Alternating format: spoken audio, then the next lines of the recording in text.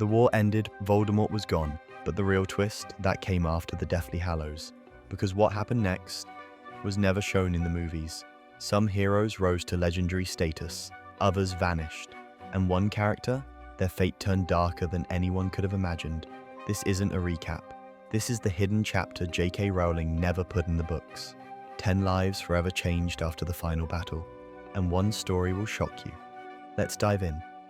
Because the magic, it didn't end at Hogwarts. He defeated the Dark Lord, he saved the wizarding world, and yet, Harry Potter's hardest battles came after the war. The moment Voldemort fell, everyone expected Harry to finally rest. But peace, that was never part of the prophecy. Instead of hiding from the spotlight, Harry did the unthinkable. He joined the Ministry of Magic, became an Auror, and within a few short years, he was leading the department that once hunted people like him. But behind closed doors, it wasn't glory, it was guilt. Harry kept secrets. He revisited old battlegrounds. Rumors even say he'd sneak back into the Forbidden Forest alone, just to feel something. He married Ginny, had 3 kids. On paper, a happy ending. But those closest to him say Harry never truly felt like the war ended, because the scar may have stopped hurting, but it never healed. And the choices he made as a father, let's just say, not everyone agreed with how he raised the next Potter legacy. She wasn't just the brightest witch of her age, she was the reason they survived. And after the war, Hermione didn't slow down, she accelerated. While others tried to move on, she went back to Hogwarts. Not for nostalgia, but to finish what she started, top of her class, again. But what came next? No one expected. Hermione stormed into the Ministry of Magic like a force of nature. Within years, she dismantled outdated laws, fought for magical rights, and eventually became Minister for Magic, the most powerful position in the entire wizarding world. But behind the scenes, her personal life was far less polished. She married Ron, her longtime best friend, but many insiders claimed their relationship was rocky from the start. He loved simplicity. She chased purpose. Some even said she turned down positions at Hogwarts, just to avoid settling. Others claimed she outgrew him. Still, Hermione never stopped fighting, not for power, but for change. But in doing so, she may have sacrificed more than she was willing to admit. He stood by Harry through every curse, every betrayal, every near-death escape. But once the war ended, Ron Weasley vanished from the spotlight. At first, he tried to follow the same path, joining Harry as an Auror. But something didn't feel right. Ron wasn't chasing justice, he was chasing purpose. Eventually, he quit the ministry, and instead of chasing Death Eaters, he sold joke products. Seriously, he took over Weasley's Wizard Wheezes with George, trying to fill the silence left by Fred's death. But those who knew him say he never truly laughed again.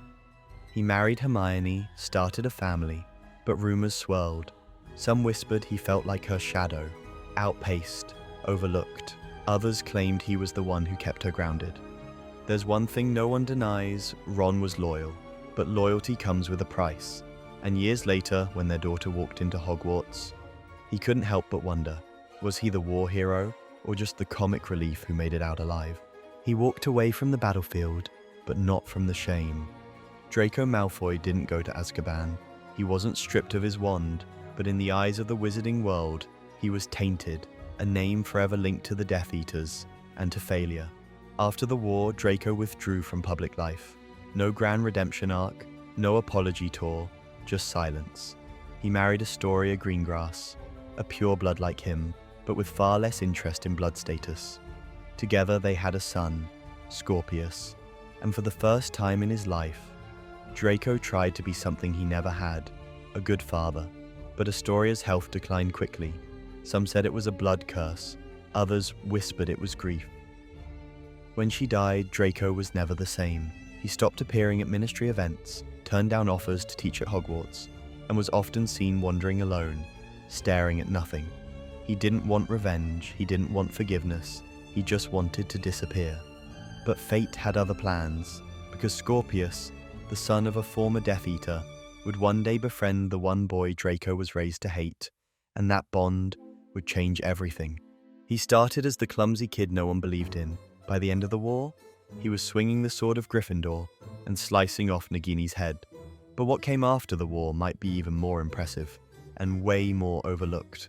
Neville never chased fame. He didn't join the Ministry. He didn't publish memoirs. He went back to Hogwarts, not as a student, but as a professor.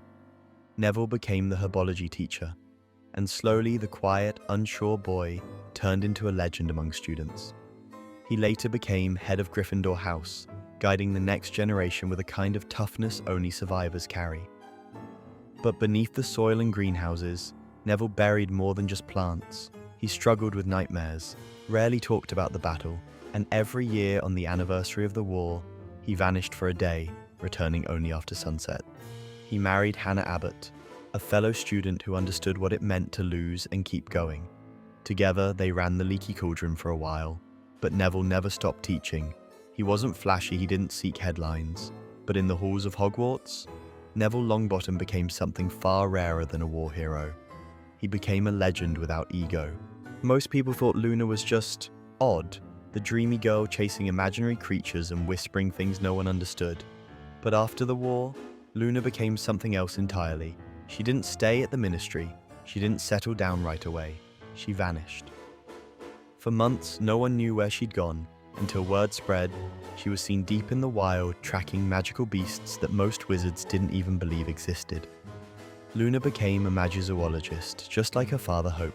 She traveled the globe, writing journals, collecting lost knowledge, and occasionally sending postcards to her old friends that read like riddles. Eventually, she married Rolf Scamander, grandson of Newt Scamander, and together they became the most eccentric, powerful pair in magical biology. But here's what most never saw.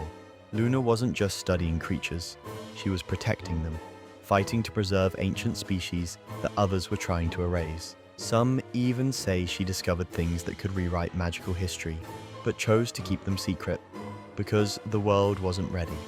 Her name may not echo through Ministry halls, but to those who live between the cracks of magic and myth, Luna Lovegood is nothing short of a legend. The war took many lives, but for George Weasley, it took half of his soul. When Fred died during the Battle of Hogwarts, the world lost a Joker. George lost his twin, his other half, his Echo. In the weeks after the war, George didn't speak, he didn't eat. Some say he wouldn't even laugh. Everyone expected Weasley's wizard wheezes to shut down. Instead, George reopened it, alone. He ran the joke shop day after day, keeping Fred's spirit alive through laughter. But never quite the same. He wore one less earring, he never stood in the mirror for too long, and at night, when the shop lights went dark, he was often seen talking to an empty stool behind the counter. He later married Angelina Johnson, Fred's former flame, and together they had 2 children. One of them, he named Fred. It wasn't about replacing his brother, it was about remembering him every single day.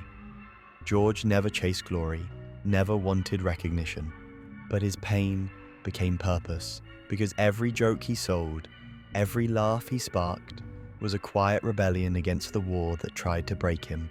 She wasn't just Harry's girl, she was a warrior, on the battlefield and off it. But after the war, Ginny Weasley took a very different path, and owned it. While others joined the Ministry or faded into family life, Ginny chased something else entirely, Quidditch. And not just as a hobby, professionally. She became a star chaser for the Holyhead Harpies, one of the most competitive teams in the league. Fast, fearless, unapologetically bold. Ginny didn't just play, she dominated, but even at the top of her game, she knew when to pivot. After a few seasons, she retired from playing and became the senior Quidditch correspondent for the Daily Prophet. And from there, she started writing columns that actually mattered. Stories about magical youth, corruption in the league, even post-war trauma. She married Harry, raised 3 kids, but made one thing very clear. She was never just someone's wife. She was her own name, her own fire. Unlike Harry, Ginny kept a low profile. She rarely gave interviews, rarely showed up at Ministry galas. Some say she turned down multiple offers to speak at Hogwarts because she didn't want to be defined by what had been. She'd fought her war, now she was living her victory on her own terms. She watched Dumbledore fall, she watched Hogwarts burn, and when the dust finally settled, it was Professor McGonagall who held it all together. After the Battle of Hogwarts, she became headmistress, a role many assumed she'd eventually retire from. But she didn't. Instead, she led the school into a new era, rebuilt broken corridors, welcomed students scarred by war, and rewrote the rules to protect them better than before. But behind her stern exterior, McGonagall carried more than authority. She carried memory.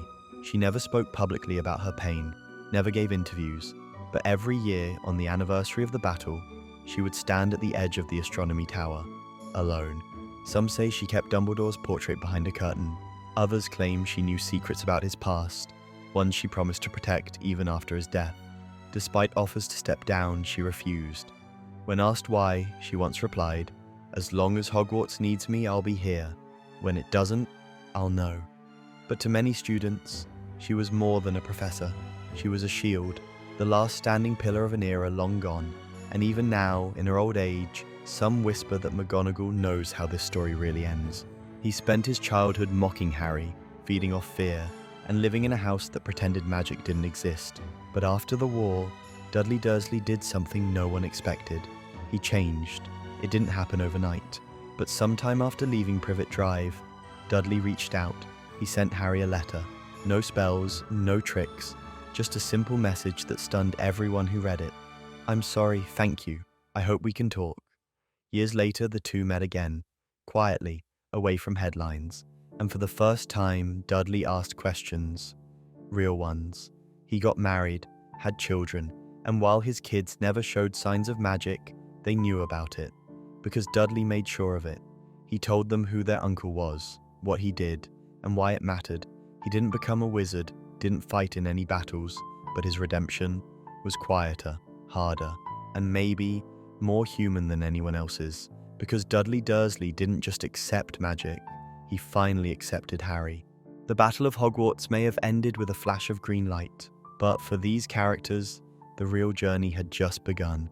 Some found peace, some found power, and others were never quite the same again. Because the end of Voldemort wasn't the end of their stories, it was the start of a new war, the one inside, and maybe that's what made their ending so powerful. They weren't about spells or curses, they were about choice. So now, here's the real question. Which post-Hogwarts story surprised you the most? Was it Draco's grief, Dudley's letter, or something hidden in plain sight? Drop it in the comments, and if you want more of the wizarding world that didn't make it to the big screen, you know what to do. Because magic never really ends, not at Hogwarts, and definitely not here.